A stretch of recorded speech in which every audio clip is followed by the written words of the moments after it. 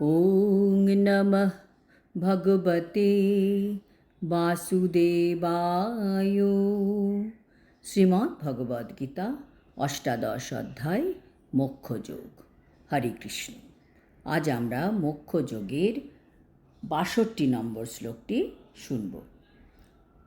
তমেব শরণং গচ্ছ সর্বভাবেন ভারত তৎপ্রসাদাৎ পরং শান্তিং স্থানং প্রাপ্স্যসি শাশ্বতম। অনুবাদ: হে ভারত, সর্বতোভাবে তার শরণাগত হও, তার প্রসাদে তুমি পরা শান্তি এবং নিত্যধাম প্রাপ্ত হবে। তাৎপর্যে শ্রীল প্রভুপাদ বলছেন, তাই প্রতিটি জীবের কর্তব্য সকলের হৃদয়ে বিরাজমান পরমেশ্বর ভগবানের শরণাগত হওয়া এবং তার ফলে জীব জড় জগতের সমস্ত দুঃখ দুর্দশা থেকে নিষ্কৃতি লাভ করবে। এই আত্মসমর্পণের ফলে জীব কেবল এই জীবনের দুঃখ দুর্দশা থেকেই মুক্ত হবে না, পরিণামে পরমেশ্বর ভগবানকেও লাভ করতে পারবে। সর্বতোভাবে তার শরণাগত হও, তার মানে কার? এখানে তার মানে পরমাত্মার কথা ভগবান বলেছেন। কারণ ভগবদ্গীতায় ভগবান অনেকবার অহং আর মম শব্দগুলি ব্যবহার করেছেন। অনেক নাস্তিক ব্যক্তি ভাবতে পারেন যে ভগবান শুধু আমি আমি করে বলেছেন এই ভগবদ্গীতায়, কিন্তু এটা ভগবানের অহংকারের কথা নয়।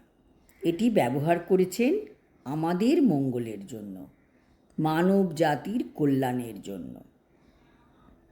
৬১ নম্বর শ্লোকে ভগবান বলেছেন ঈশ্বর সর্বভূতানাম, আর ৬২ নম্বর শ্লোকে বলেছেন যে তার শরণাগত হও, মানে সেই ঈশ্বরের কথা উল্লেখ করেছেন।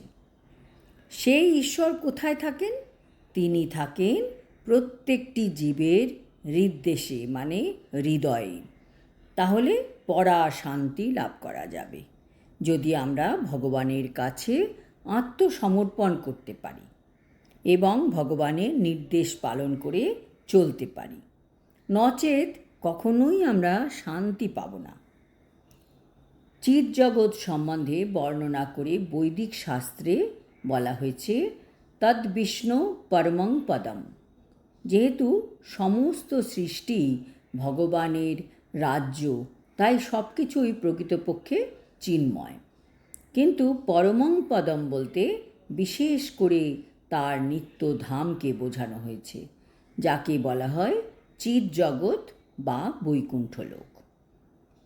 ভগবদ্গীতার ৫ম অধ্যায়ে বলা হয়েছে সর্বস্ব চাহং হৃদি সন্নিবিষ্ট, অর্থাৎ ভগবান সকলের হৃদয়ে বিরাজমান।